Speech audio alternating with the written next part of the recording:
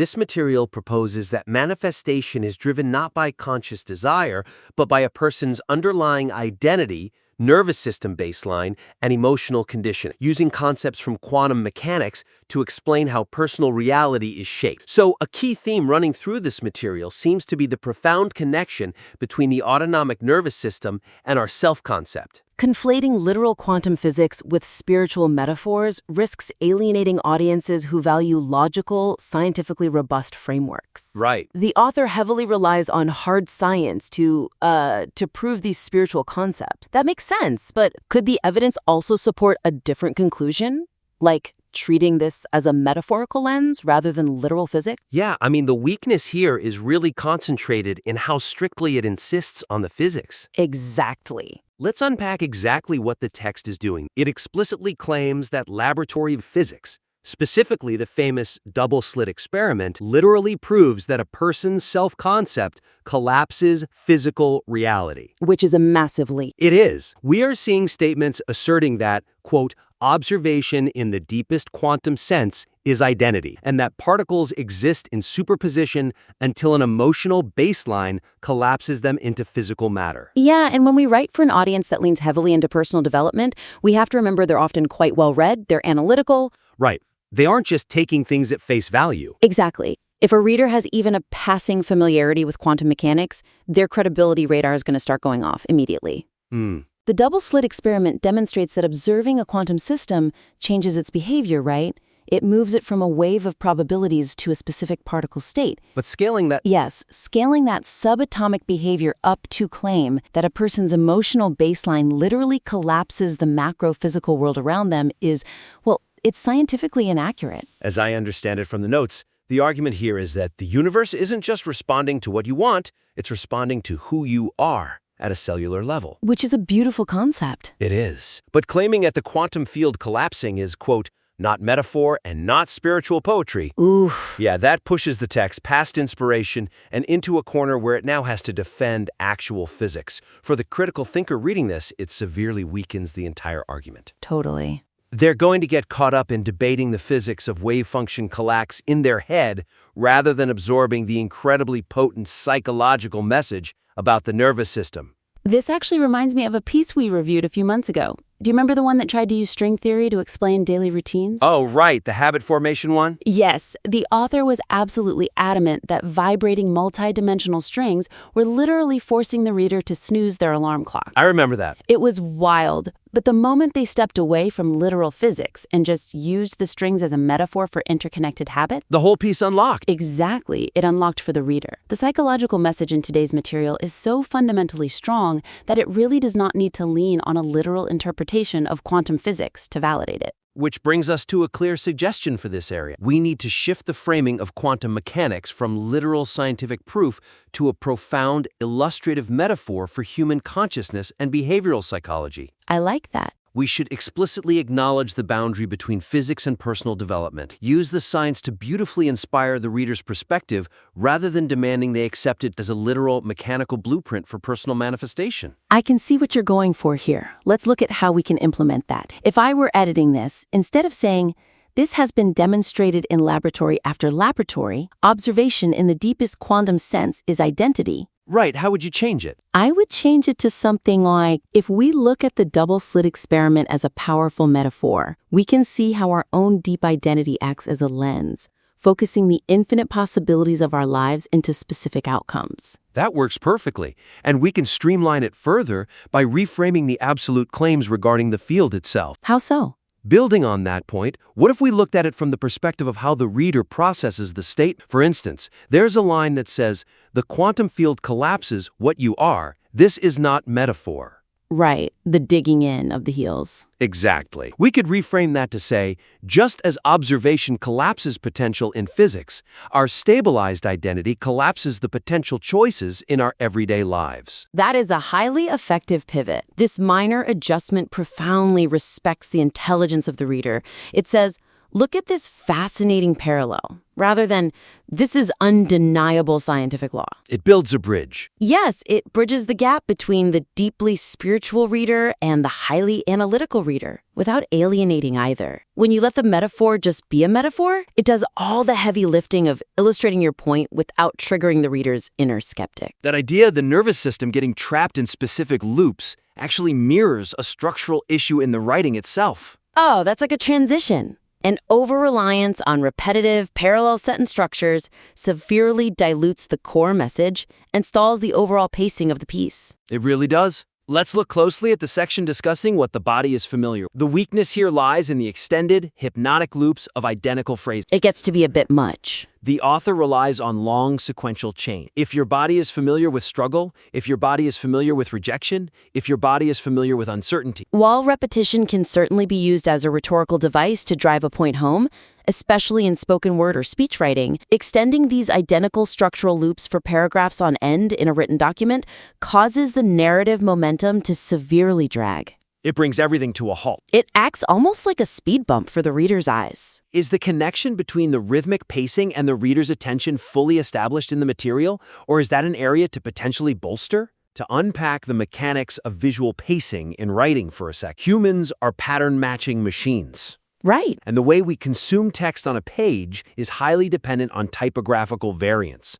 Once we recognize the pattern, in this case, if your body is familiar with X, then Y happens, we don't need to read the next 5 variations of it. We get the point. We've already downloaded the core concept. By continuing to list struggle, rejection, uncertainty, lack, and insecurity in separate, identically formatted sentences, the text is essentially burying the lead. Exactly. When the reader's eye catches the exact same sentence structure 5 or 6 times in a row, the brain naturally stops reading and starts to skim. And skimming is the enemy of engagement. It tests the reader's patience and unfortunately obscures a highly compelling point about the nervous system desperately seeking its chemical home. So the actionable suggestion here is to condense these repetitive blocks into tighter, punchier clusters. We want to deliver the pattern effectively in 1 or 2 beats and then immediately advance the argument. Keep things moving. Right. This respects the audience's time, keeps them engaged in the immediate text, and maintains a sharp, forward-moving flow.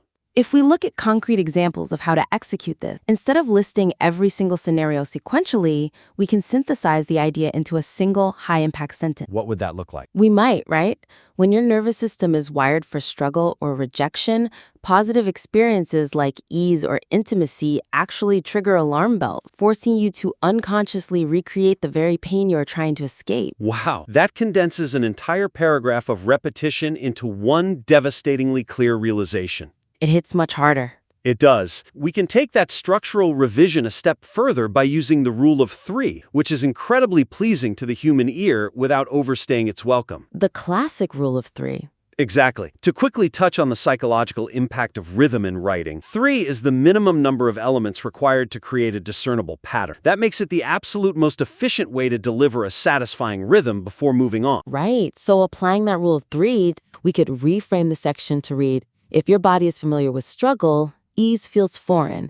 If it knows rejection, intimacy feels unsafe. The body simply seeks its chemical familiar. That's fascinating. What are the potential limitations or counterarguments to that idea? Some might argue that the repetition is deliberately designed to build a trance-like state meant to bypass the conscious mind and speak directly to the subconscious. That is a common defense for parallel structure. But in written text, especially when tackling complex intersections of behavioral psychology and personal manifestation, clarity and forward pacing must take precedence over attempts at inducing a trance. That makes a lot of sense. Tightening these structures doesn't lose the emotional weight of the realization. It actually amplifies it by concentrating the impact into a denser, more explosive insight for the reader. You establish the rhythm, you make the point, and you move the reader forward directly into the actionable advice on rewiring those neural pathways. Exactly. You want the reader completely locked into the protagonist's challenge of overcoming their own biology, actively engaged in the solution, rather than skimming ahead to find the next new thought. Which leads directly into the overarching voice of the manuscript. Employing a dogmatic, absolute tone throughout the piece leaves the philosophy vulnerable to immediate dismissal by readers facing systemic or external real real-world challenges. Is there a risk that focusing solely on internal absolute control might overlook the complex, sometimes chaotic realities of the external world? That is exactly the issue. The weakness in this area is the heavy reliance on rigid, uncompromising phrasing. The text repeatedly uses terms like perfect accuracy, always without exception, and claims that the universe is mirroring identity with absolute precision. It's very black and white. By completely ignoring external variables, systemic issues, or the basic unpredictability of life, the text inadvertently borders on victim blaming. Let's break down why that absolute phrasing is so risky in persuasion and editorial trust building. When a writer claims there are zero exceptions to a rule, they issue an unintentional challenge to the reader's brain. The reader starts looking for holes in the argument. Immediately, the reader naturally starts scanning their own memory and the world around them for an exception. If the text claims that someone who gets abandoned has an identity coded for abandonment and that the quantum field perfectly collapsed that distance without exception, then it forces the reader to think about genuine trauma. Exactly. Genuine trauma, random tragedies, systemic oppression. And the moment the reader thinks of a counterexample, like a sudden macroeconomic downturn that costs them their job, or a completely random health crisis, the entire philosophy shatters for them. They just check out.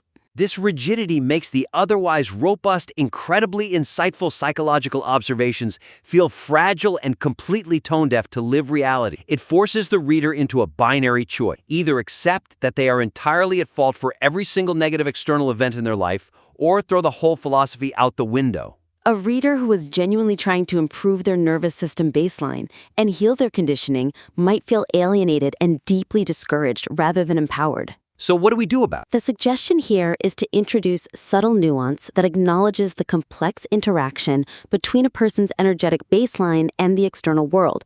We simply need to soften the absolutism. By introducing nuance, the core message that we have immense untapped power to shape our experience through our identity remains entirely empowering. Right. It can stand strong without having to bear the impossible heavy burden of explaining away every random tragedy or systemic hurdle in the universe. Nuance makes an argument bulletproof precisely because it bends instead of breaking when it hits reality. Let's get into some concrete examples of how to apply this nuance. If I were editing this, instead of using a rigid claim like, if your desire says one thing while your identity says another, identity wins always without exception. And this is not a rule that can be bent or broken. Right. Instead of that, I would adjust the language to allow for reality. We could change it to, when conscious desire and deep-seated identity clash, identity is almost always the dominant force in shaping your path. The introduction of almost always and dominant force preserves the undeniable power of the concept, but completely removes the easily disprovable absolute. It feels much more grounded. We can take that nuance a step further with how the universe's response is framed throughout the text. Instead of asserting that the universe responds with perfect accuracy to the only signal that matters, we can soften the approach to reflect human perception and interaction. We could say, your internal baseline is the primary filter through which you attract, perceive, and interact with the opportunities around you. Oh, I like that. Brilliantly shifts the focus from a magical, infallible, universal vending machine to the very real, scientifically backed concept of the reticular activating system, or psychological filtering.